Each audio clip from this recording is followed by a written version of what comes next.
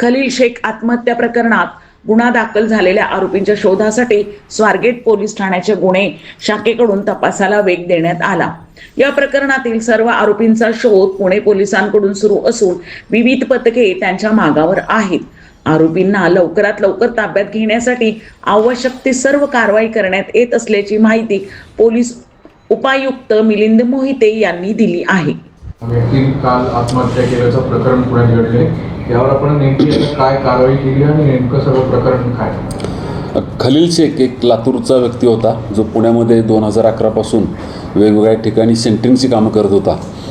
त्या व्यक्तींनी काल राहत्या घरामध्ये गळफास घेऊन आत्महत्या केलेली आहे। ही गोष्ट जेव्हा पोलीस स्टेशनला समजली तेव्हा पोलीस स्टेशनच्या लगेच लोकांनी त्या ठिकाणी धाव घेतली तातडीनं, त्याला खाली उतरवलं आणि ससून हॉस्पिटलला नेलं। तेव्हा त्याला मृत घोषित केलेलं होतं। त्यानंतर त्या ठिकाणीच एक चिठ्ठी चिटकवलेली आम्हाला आढळून आली। त्या चिठ्ठीमध्ये काही नावं होती, तसंच त्या मृताच्या खिशामध्ये सुद्धा एक चिठ्ठी सापडलेली होती। त्या चिठ्ठीमध्ये काही जणांची नावं लिहिलेली होती। हा व्यक्ती सेंटरिंगचं काम करत होता आणि सेंटरिंगचं काम करत असताना त्याचे पैसे अनेक जणांनी थकवलेले आहेत, त्याला फसवलेलं आहे। त्याचं सेंटरिंगचं सामान त्या ठिकाणी जबरदस्तीनं ठेवून घेतलेलं आहे। या सर्व कारणांनी व्यथित होऊन त्यानं आत्महत्या केलेली आहे असं त्या चिठ्ठीत नमूद केलेलं होतं। त्याचबरोबरीनं त्यांनी 3-4 व्हिडिओ हे सुद्धा वेगवेगळ्या सोशल मीडियावरती नातेवाईकांना पाठवलेले होते आणि माझ्या मृत्यूला खालील व्यक्तींना जबाबदार धरण्यात यावं असं त्यांना त्यामध्ये सांगितलेलं होतं।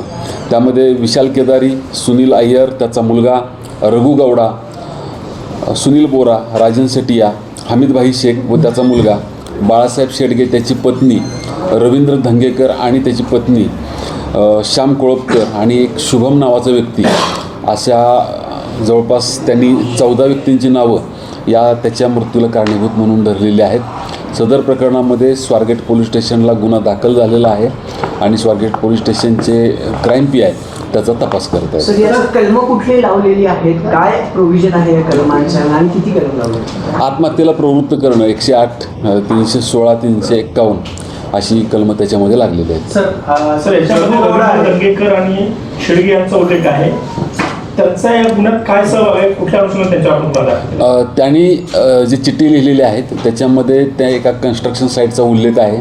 त्याच्यामध्ये रवींद्र धंगेकर व त्याची पत्नी पार्टनर आहेत, रघु गौडा, बाळासाहेब शेडगे हे सगळे पार्टनर आहेत आणि त्यांनी प्रायमरी त्याच्याकडं हा जो मृत व्यक्ती आहे त्याला काम दिलेलं आहे, तो त्या ठिकाणी काम करत होता असं प्राथमिक आम्हाला सगळं माहिती मिळालेली आहे। किती दिवसांपासून यांचा हा सगळा व्यवहार सुरू होता सर, आणि किती याचं काही आहे, किती यायची होती? साधारणपणे त्यांनी त्याच्या व्हिडिओमध्ये 2.5 कोटी रुपये मला येणं आहे अशा प्रकारचं वक्तव्य केलेलं आहे।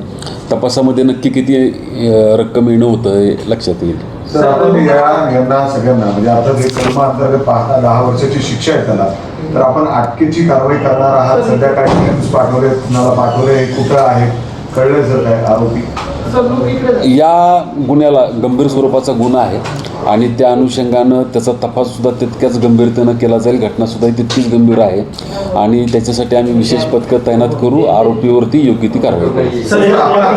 आपण या जे इतर लोकांची नावं घेतली, रवींद्र धंगेकर असेल त्यांचा काही संपर्क होऊ शकला आहे का, ते कुठं आहे? अर्थात याच्यामध्ये असे आरोपी पहिले अँटिसिपेटरी बेलसाठी पळतात, तर त्याच्यासाठी काय पोलिसांकडून ते होऊ नये यासाठी काय पाहू? नाही, आता तपास चालू आहे, त्याबाबत सगळ्याच गोष्टी आता मला सांगता येणार नाहीत, परंतु पोलिसांनी हे प्रकरण सर्व बाजूंनीच अतिशय सखोलपणे तपास चालू आहे। उत्कर्ष कंपनीचे सगळेच पार्टनर होते का जे रघु गौडा याचे नाव घेतलेले? त्यांनी त्याच्या चिठ्ठीमध्ये 3 कंपन्या सांगितलेल्या आहेत, त्यामधली एक उत्कर्ष असोसिएट नाव आहे। त्यातले सगळेच आहेत का फक्त पार्टनर? हो, सगळेच आहेत। जे रघु गौडा आहेत त्यांची पत्नी पण त्यामध्ये पार्टनर आहे, त्यांचं नाव सहभाग घेतलेलं नाहीये रघु गौडाची पण?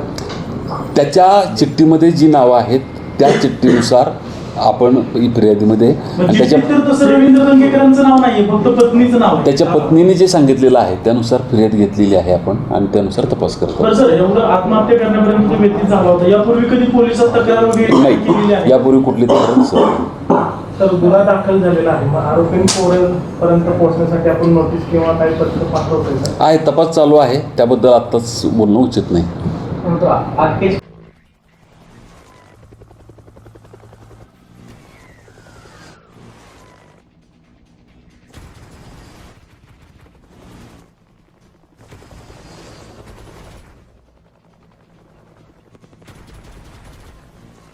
पारस मुथा यांचा रिपोर्ट.